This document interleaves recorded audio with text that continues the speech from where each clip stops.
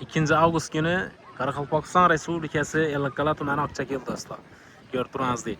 Bir anda atla yani atlaram gen bir anda asa dam alışa qaranglar bu adama.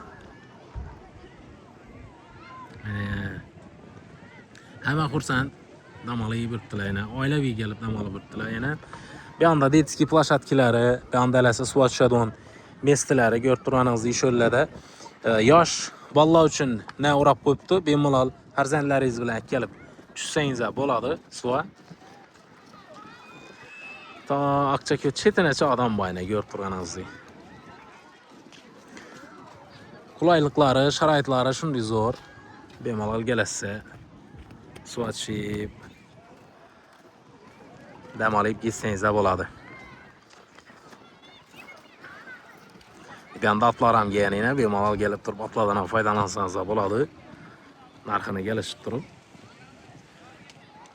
minib aylanib kelaverasiz yana. Dam olib birtdilar, suv tushib, hamma hardiq chiqarib birtdi samı glavniy. Xursand.